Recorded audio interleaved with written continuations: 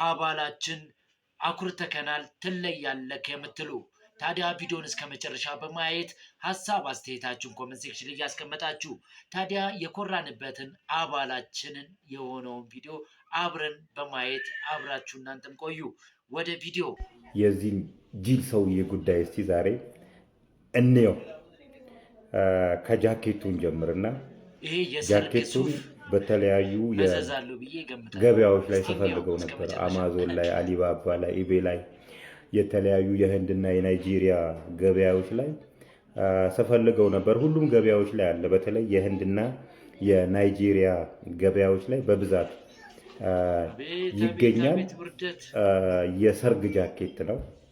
የሰርግ ጃኬት ነው። ጂሎች ሲያገቡ የሚለብሱት ጃኬት ነው እንጂ በየጊዜው እንደ ኖርማል ልብስ የሚለበስ አይደለም። የሰርግ ጊዜ ይለበስና የሚቀመጥ ነው። እንደነ ሶፎንያስ ለኢንተርቪው ሲጠሩ ግርግደው የምትሄድ አይደለህምና ወይኔ ውርደት! ይህንን አለማወቅ ራሱ አንድ ትልቅ ውርደት ነው። ሶፊ ቪዲዮን እንቀጥለው። እሺ ከፈለጋችሁ ሰውየውን ፎቶ አንሶትና ጃኬቷን ብቻ ጉግል ሰርች ላይ የተለያዩ ገበያዎች ላይ ፈልጉት። እኔ ኢቤ ላይ 103 ብር ከ23 ዶላር አግኝቼዋለሁ። እንግዲህ $103 ማለት በእኛ ሲመነዘር ወደ 17,000 ብር ማለት ነው። አይ ቲንክ ስንት ብለህ ሰክሰ ነው ሶፊ? እንቀጥል ነው። ለማንኛው ቪዲዮ እንቀጥል። ለሶፎንያስ የሰጠውን ካንድራ እንያት እዚህ አንገቱ ላይ ያለችዋን እነጥላትና እሷንም እንፈልጋት። ወርቅ አይደለም እንዳትለኝ ሶፊ፣ ወርቅ አይደለም እንዴ? እሺ በሳንቲም ደረጃ እንዳይሆን ብቻ ነው ስጋቴ። ለማንኛው እንየው እስቲ ዋጋው አጠቃላይ ስንት ማለት ነው? የሰርግ ሱፉ $103 አካባቢ ሲደመር 68 ነጥብ ምናምን አይ ቲንክ ያለው ሁለቱን ስንደምረው ስንት ነው? ወደ $169 አጠቃላይ ወደ 20,000 ማለት ነው። ሶፊ ስንት ብለህ ሰክሰህ ነው?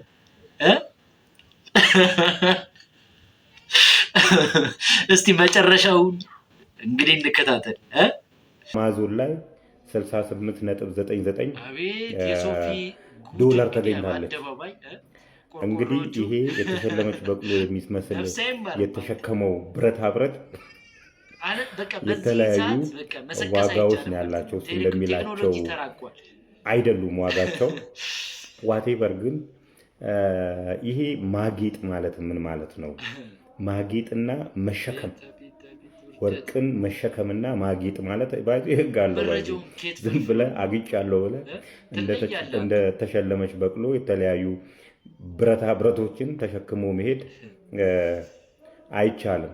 ከህገወጥ የማዕድን ዝውውር ጋር በተያያዘ ዋቴቨር ብረት መሸከም ይችላል። ምን እንጥበሰው እኛ ታዲያ?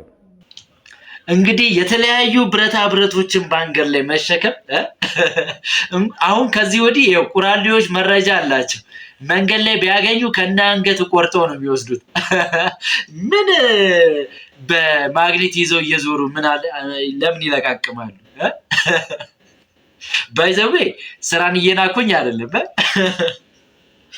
ለካስ የተለያዩ ብረታ ብረት መሸከም እንደሌለብን ግን ትምህርት ሰጥቶኛል። የምለብሰውን ሁላ ማጣራት እንዳለብኝ ለምን ለበስኩት፣ አርማው ምንድን ነው የሚለውን ጭምር ማለት ነው። ፒንክ እንደመልበስ ማለት ነው። ፒንክ ከለር የማን ነው? የቸክስቶስ።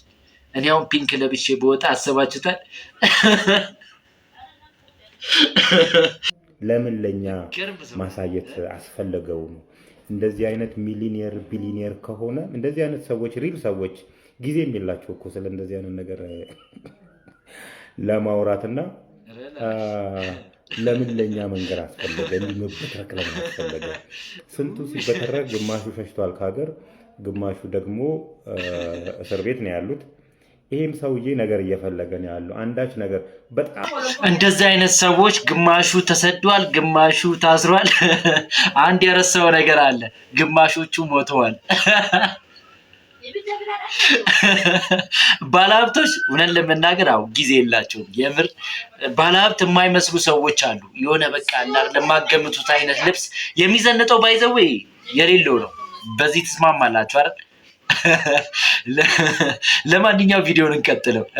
ትናንሽ ነገሮች ላይ ሲሳተፍ አይቼዋለሁ። ባይዜ የሚቀጥሉት ጊዜ አላማዬ ይሄ ሰውዬ ነው የሚሆነው። ዋና አላማው እሱ ልብስ ማስተዋወቅና የተሸከማቸውን ብረታ ብረቶች ማስተዋወቅ ሳይሆን ሀብታም ነኝ በሚል ስበብ የተለያዩ ማጭበርበሮችን ሊያደርጉ እንደተዘጋጁ የሚነግረኝ ነገር አለ። ባይዞ ይሄ ሰውዬ ይሄ የእስራኤል የስለላ ቡድን ምንድን ነበረ የሚባለው? ያማን የሚሉት ሽቶ ነው።